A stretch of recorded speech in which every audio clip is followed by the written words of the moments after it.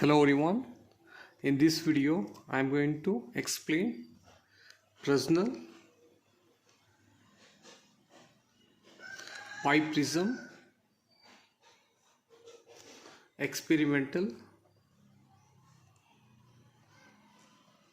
arrangement.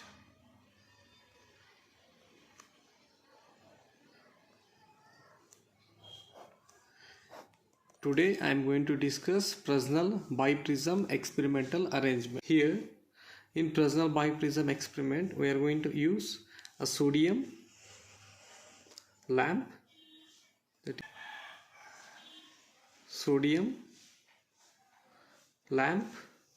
then we are going to use an optical bench, and this optical bench consists of two rods, and these two rods are parallel to each other. And then we are going to use Fresnel biprism. This is the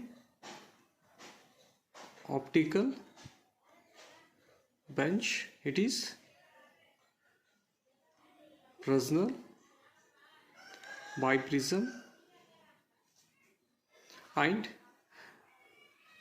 we are also going to use an eyepiece.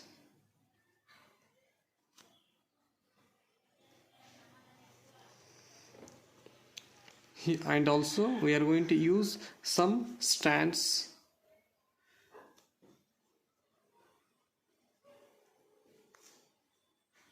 to place biprism and eyepiece on an optical bench. These are the requirements to study Fresnel biprism experiment.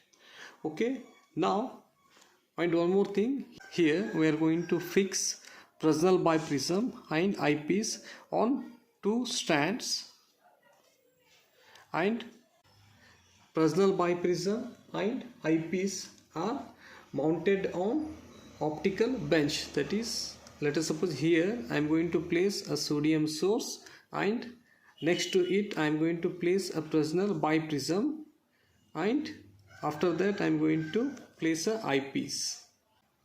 Here the distance between source and biprism is very small, and the distance between source and eyepiece are large. Okay, now let us see how a light incident on a biprism and how we are going to get a interference pattern on screen. Okay, now let us discuss it. Here initially I am going to place a sodium source. Next to it I am going to place a biprism. After that I am going to place eyepiece. In eyepiece screen we are going to observe interference pattern. Here I am going to take a screen XY which appear in the eyepiece. Here first thing we need to set biprism and eyepiece such that its centers should lie in single line. Here biprism and eyepiece are kept at a same height such that their centers are in the same line. This is first condition. And one more thing, here we need to rotate the biprism slowly about horizontal axis such that its refracting edge, that is, this is the refracting edge, this refracting edge becomes parallel to the source, and this is the second condition. When we do this, we are going to observe an interference pattern in the eyepiece. Okay, now let us denote source as a S, and here I am going to give some names to its ends. It is A, B, C and this point is E. When light from sodium source incident at point A, when source incident at point A, we are going to observe that there is no refraction. The light directly incident at the screen, and when light incident little above, and here we are going to divide two portions, one A, B, E, and the second one is A, E, C. When the light incident on the first portion, then it's going to refract.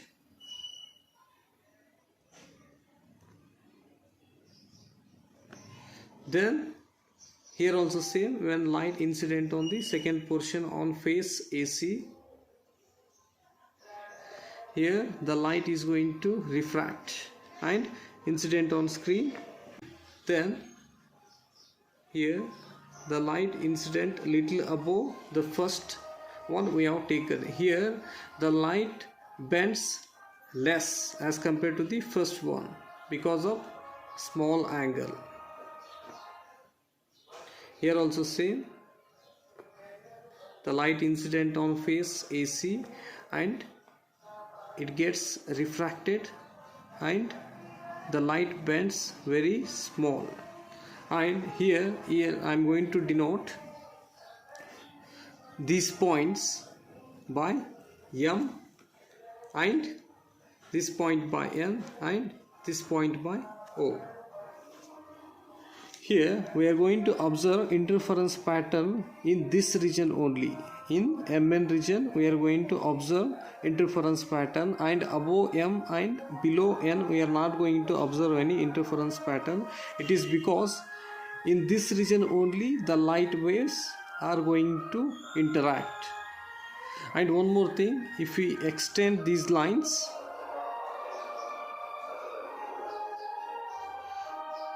these two lines meet at this point, and if we extend these lines, these 2 points meet at this point, and we denote it by S1 and S2. From this point, from this side, it seems that the light is coming from S1, and similarly from this side it seems that the light is coming from S2. And here two virtual light sources are formed from single source S, and these two sources are monochromatic because these two sources are formed by a single source. Here one more thing, the light from S after refraction through the portion A, B, E appears to have originated from source S1, and similarly the light incident on AEC after refraction appears to have originated from source S2, that is virtual source S2. Because of large angle of biprism, here the distance between source S1 and S2 becomes very small. It is because of a large angle of biprism, and due to the superpose of waves of these two sources, here we are going to get the interference pattern, and this interference pattern we are going to observe in eyepiece. And here I am going to show interference pattern.